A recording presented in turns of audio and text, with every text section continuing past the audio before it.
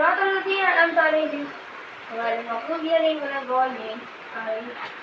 أعوذ برب الناس مالك الناس إله الناس من شر الوسواس الخناس الذي يوسوس في صدور الناس من الفتنة والمرض. बिस्मिल्लाहिर्रहमानिर्रहीम अस्सलामु अलैकुम। क्या हाल है आप लोगों की? उम्मीद करती हूँ कि आप लोग सब खैरियत से होंगे और आप लोगों की दुआओं से और अल्लाह के करम से मैं भी खैरियत से हूँ। Welcome back to Firoza and family vlog. I know कि मैं लेट चल रही हूँ। आप लोगों का आज मे भी दूसरा रोज़ा हो और मैं पहले रोज़े का ब्लॉग अभी डाल रही हूँ। तो यहाँ पर जो है ये चाँद रात वाले दिन का है, रमज़ान के चाँद रात वाले दिन का शाम के टाइम का, मगरिब का। यहाँ पर मोहम्मद शायान जो है वो मगरिब की नमाज़ पढ़ रहे थे। उसके बाद हम और शायान दोनों चले गए थे छत पे चाँद देखने के लिए। और माशाअल्लाह माशाअल्लाह ईद का चाँद और चाँद रमज़ान का चाँद जो है वो मतलब देखने में इतना खूबसूरत लगता है। यहाँ पे मैं फ़ोकस कर रही थी चाँद को और पता नहीं फ़ोकस हो रहा था तारे को, स्टार को। फिर उसके बाद फिर ये चाँद यहाँ पर नीचे है और माशाअल्लाह से इतना खूबसूरत लग रहा था कि क्या बोले।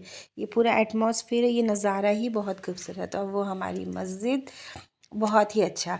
उसके बाद चाँद को देख कर के एक दुआ पढ़ी जाती है जो कि मुझे याद नहीं थी, तो हम लोग मोबाइल से उसको लेकर के हाईलाइट ये कर निकाले और उसके बाद फिर यूट्यूब से सर्च किया और उसके बाद पढ़े। उसके बाद फिर हम लोग नीचे आ जाते हैं। उसके बाद जो है रमज़ान के चाँद देखने के बाद कम से कम 1 या फिर 3 बार तो ज़्यादा ही अच्छी होगी, तो एक सूरह फ़तह जो 26वें पारे में है उसको पढ़ी जाती है। तो यहाँ पर मोहम्मद शायान जो है वो अपने कलाम पाक से 26वें पारे में सूरह फ़तह की तिलावत कर रहे हैं। उन्होंने एक बार पढ़ा था और क्योंकि उनको फिर अरबी की क्लास जाना था इसी वजह से, और उनके पास वक्त कम था।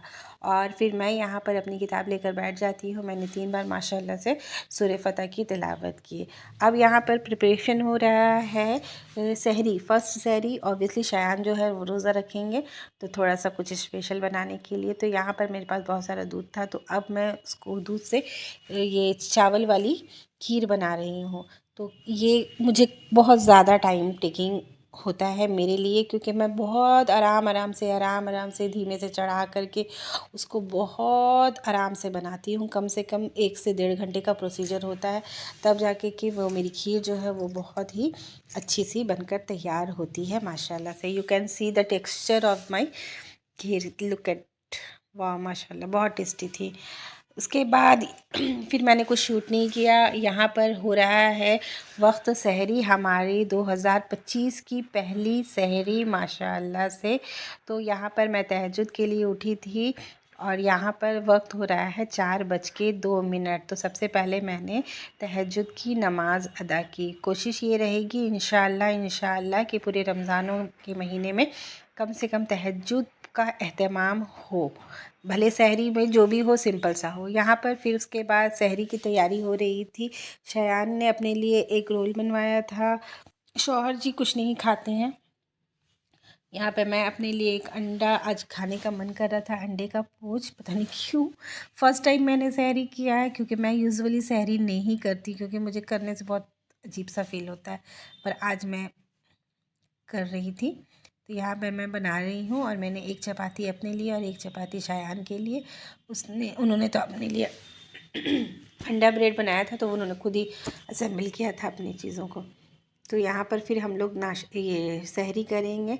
सहरी खाना खैर सुन्नत है और ज़रूर खाना चाहिए, तो इसीलिए मैंने रात का खाना जो है वो स्किप कर दिया ताकि मुझे सहरी में ख्याल रहे।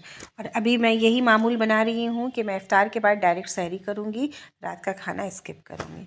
उसके बाद मैंने कलाम पाक शुरू किया। कोशिश करनी है कि बहुत ज़्यादा से ज़्यादा, जितनी ज़्यादा हो सके कलाम पाक की तिलावत की जाए, क्योंकि ये महीना इसलिए इतना ख़ास है क्योंकि इस महीने में हमारी कलाम पाक हमारी नाजिल हुई थी। फिर उसके बाद यहाँ पर फिर हम लोग नमाज़ से फ़ारिग होकर सुबह की नमाज़ पढ़कर फिर हम लोग सो गए थे। चूँकि आज पहला रमज़ान है तो मेरा मन था कि नया बेडशीट बिछाया जाए, तो ये मेरे पास 2 बेडशीट रखे हुए थे। मैं वही शयान को दिखा रही थी कि बताओ कौन वाला बेड बिछाऊँ, तो उन्होंने ये ग्रीन वाला सेलेक्ट किया। और यहाँ पर मैं फ़जर की नमाज़ के बाद मेरे पास मेहंदी का एक कोन था, तो मैंने थोड़ी सी मेहंदी भी लगा ली थी ऐसे ही। यहाँ पर 12 बज रहे हैं और मेरा ऑलमोस्ट सारा काम जो है वो ख़त्म हो गया है। साफ़ सफाई, बर्तन वर्तन सब कुछ। रमज़ान में जितना कम काम हो उतना ज़्यादा अच्छा है और ज़्यादा से ज़्यादा आपको अपनी टाइम को ना देना है। माशाल्लाह से ये मेरा बेडशीट है, बहुत सुंदर लग रहा है। शयान भी जो है वो नए जोड़े पहने हुए हैं क्योंकि कल उनका एसएसटी का पेपर है, तो बेचारे आज रोज़े में भी हैं मगर थोड़े रिवीजन कर रहे हैं।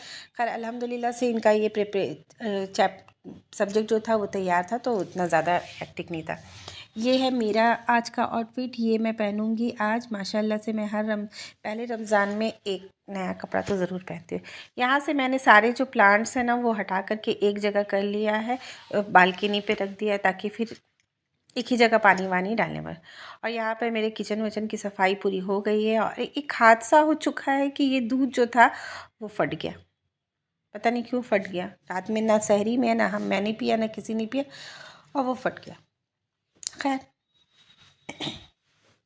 उसके बाद मैं यहाँ दिखा रही हूँ कि मेरी सारी किचन का यहाँ रूम की सारी सफाई जो है वो हो चुकी है। उसके बाद फिर मैंने कुछ शूट नहीं किया। ये है रात का वक्त जो मैं इशा की अजान हो रही है।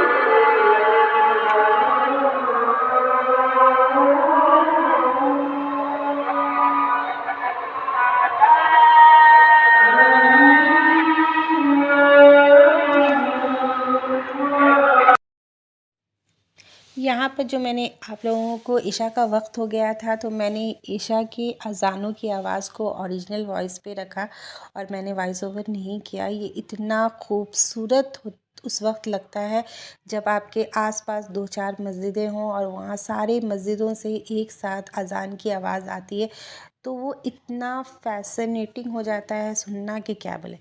तो इसलिए मैंने उसको ओरिजिनल वॉइस में रखा।